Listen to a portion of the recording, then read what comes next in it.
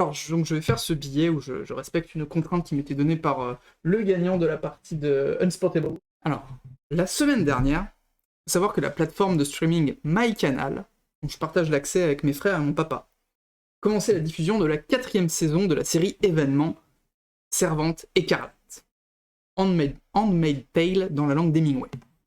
J'en profite pour dire qu'on trouve sur cette plateforme l'ensemble des programmes originaux de Canal+, plus que des films qui sont diffusés, mais aussi des films qui sont diffusés récemment au cinéma, mais aussi des grands classiques, ça va du Troisième Homme aux Aventuriers de l'Arche perdue, en passant par Six Feet Under, une très bonne série, ou Les Valseuses, qui est un très bon film. Donc bien normal que ce Handmaid's Tale, putain, la Servante écarlate, y figure aussi, me direz-vous. Eh bien oui, car comme le disait Arnold et Willy, il faut de tout pour faire un monde.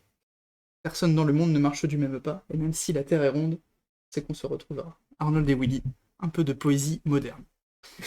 Mais non, cette série, mesdames et messieurs, ne mérite pas un tel plébiscite. Je ne juge pas le roman que je ne connais pas, car MyCanal ne propose pas encore de livres en streaming, et en se divisant les frais mensuels en 4, je parle bien de la série, qui est bien prometteuse à la base, et après une saison 1 honorable, la suite a autant d'intérêt que la salade de bienvenue du Buffalo Grill. Vous savez, le truc tellement couvert de vinaigrette industrielle que vous finissez quand même par grignoter du pain en attendant le reste, histoire de chasser ce goût acide dégueulasse. Faites pas genre que vous voyez pas de quoi je parle, tout le monde la bouffe cette salade à la con. Bref, reprenons les chances dans l'ordre. Donc, la plateforme MyCanal ne proposant pas de livres en streaming, j'ai regardé la série pour me culturer, pour voir cette série du moment qui avait l'air assez alléchante. Dans cette série, nous suivons June Osborne, qui est réduite en esclavage au sein d'une nation totalitairo-religioso-patriarcale, pour ne pas dire tout simplement phallocratique, en tant que utérus sur pattes, clairement ça. Le matin, elle fait les courses, et le soir, elle se fait violer par ses maîtres afin de repeupler la nation, car les dominants seraient devenus stériles. Nous sommes bel et bien dans un univers dystopique bien glauque, qui nous rappelle à la fois les pires heures de notre histoire, et non, je ne parle pas du comeback de Willy Denzey en janvier dernier. What? Hop, c'est droppé, on n'en parle plus. Et en même temps, l'époque contemporaine proche d'un glissement vers cette réalité alternative. C'est pour ça que c'est je trouve, une excellente dystopie. Bref, tout est là pour faire une série de très très grande qualité, mais en fait, non. Et là, je devine ce que vous vous dites. Prenez un petit ton un peu étrange. Oui, je prévis, soit tu comprends pas la série, soit tu es totalement niveau shoulding, car c'est une série féministe, Merde. Parce que ça partait pourtant bien. En même temps, en se basant sur un roman plusieurs fois récompensé, avec un pitch de base aussi fort, il faut quand même en vouloir pour foirer le truc. Je veux dire, même moi, ce pitch-là, il me plaît beaucoup. Très, très, très sincèrement. Eh bien, sachez, ils ont les créateurs de la série ont parfaitement respecté les principes de Philippe Dons. Philippe Dons, qui est un réalisateur créé par Cadet Olivier. Donc, pour bien rater un produit culturel, il faut une histoire à chier, des acteurs qui jouent comme des culs, une caméra rouillée et un réalisateur non-voyant. Et ils ont tout checké, c'est parfait. Donc, commençons par l'histoire.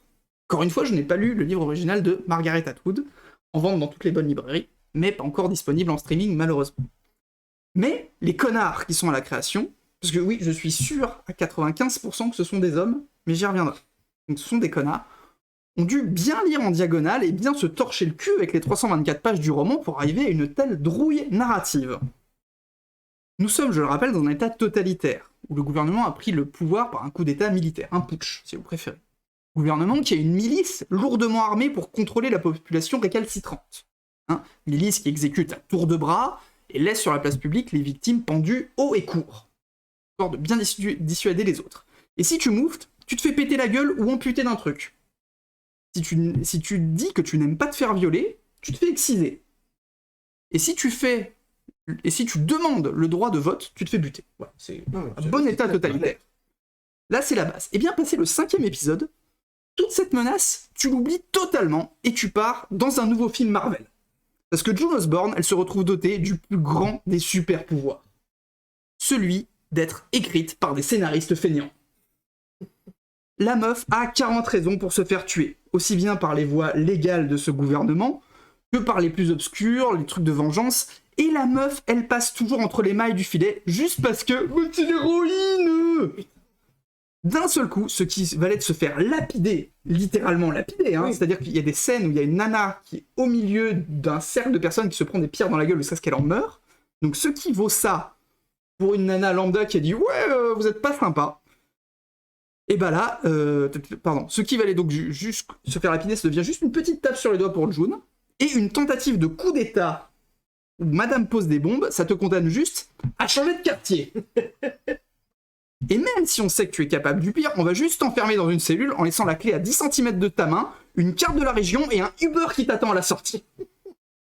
La logique s'est pris 7 balles dans la tête. Même chose, quand tu veux passer un poste-frontière, gardé par 15 hommes armés, et armés qui sait que si tu passes à l'étranger, tu pourras donner des informations sur l'intérieur de ton pays, chose que tous les régimes totalitaires ont intérêt à protéger les frontières, en fait, soit pour rentrer ou pour sortir. Donc 15 hommes armés à un poste frontière. Admettons. C'est pas forcément beaucoup, mais admettons. Ils vont... Si tu l'attaques et que tu es June Osborne, tous ces gardes armés, ils vont bien tous viser le ciel quand ils te voient.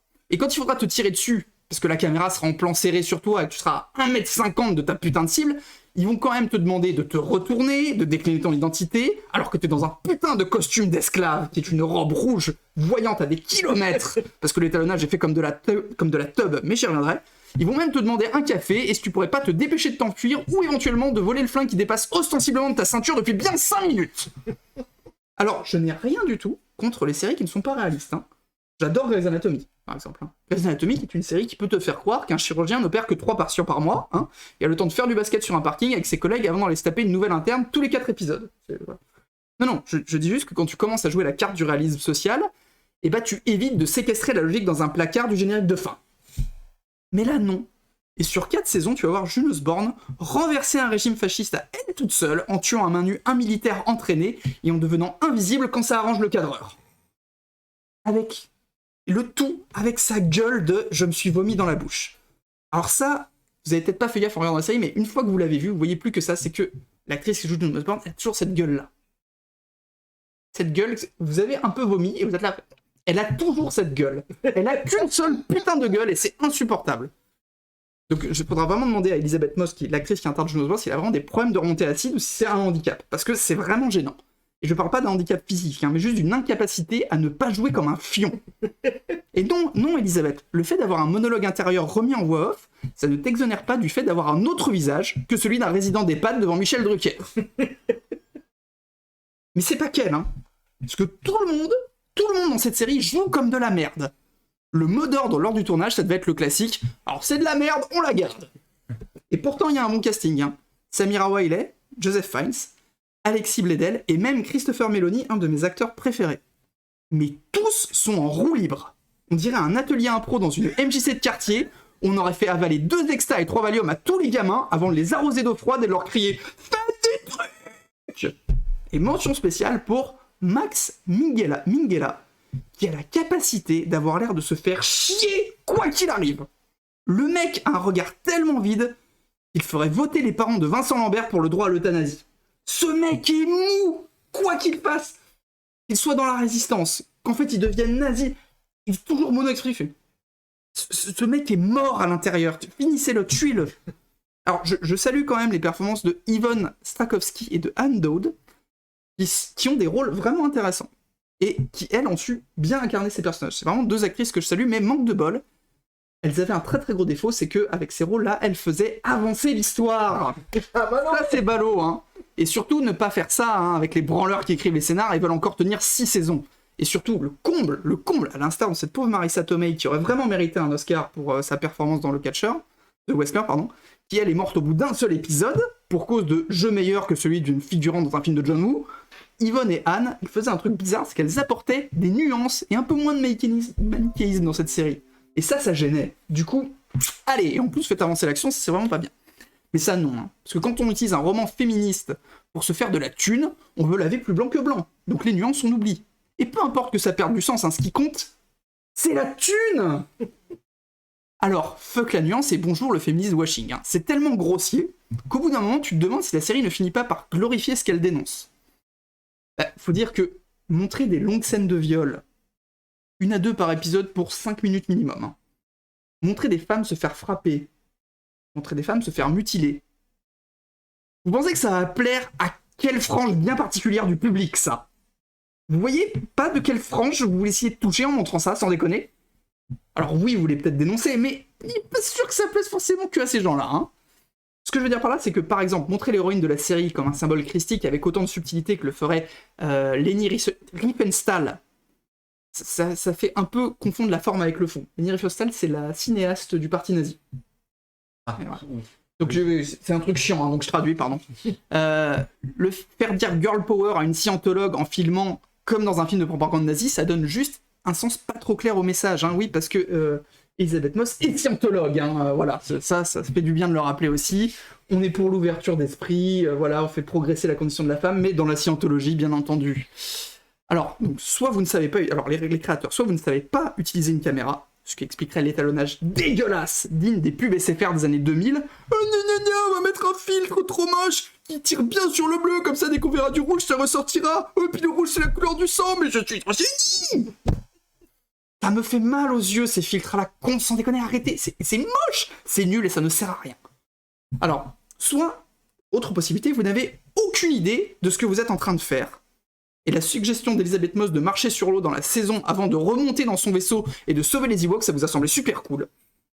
Soit, et à mon avis c'est ça, vous êtes des gros connards cyniques qui veulent juste servir une soupe télévisuelle saupoudrée de 2 ou 3 trucs féministes glanés sur Twitter. Et au cas où ce soit pas clair, on peut respecter le test de Bechdel tout en diffusant un message misogyne, tout comme on peut donner le même salaire aux femmes et aux hommes dans une entreprise tout en laissant la petite stagiaire se faire ploter par tout le monde. Hein, l'un n'empêche pas l'autre. Oui, on peut faire ça, ça s'appelle être un connard hypocrite. Et donc à toutes les personnes qui regardent ça en pensant regarder un monument de subversion, franchement, vous regardiez toujours si on vous avait pas fait tout le tapage sur le côté cool de cette série. Et oui, parce que c'est ça la force du marketing en fait. Utilisez tout pour vous faire consommer n'importe quoi. La servante écarlate, l'eau végane, le plastique écologique, Emmanuel Macron, le saucisson halal, les iPads, etc., etc. Bref, achetez plutôt ce livre, car 324 pages, même si vous êtes dyslexique, ce sera toujours moins long que cette putain de purge. Et cela étant dit, je tiens à préciser qu'il existe de très très bonnes séries féministes, je mets des guillemets parce que c'est surtout des bonnes séries, qui en plus ont une portée féministe. Et c'est des séries qui savent parler des femmes et du monde en général. Par exemple Jessica Jones, Orange is the New Black, Crazy Ex-Girlfriend, Unbreakable Kimmy Schmidt, ou encore l'excellentissime série Girls de Lena Dunham, Fleabag, qui est une série qui a raflé tous les Golden Globes l'année de sa 2e saison. Fleabag est exceptionnel. Il y a eu Years and Years de Russell T. Davies, ou encore la série Euphoria, série à sensation. Et toutes ces séries sont disponibles sur la plateforme MyCanal, offre pour 4 écrans à 15,99€ par mois, avoir un accès illimité à leur large catalogue de films et de séries. Que vous pouvez partager avec 3 personnes de votre entourage.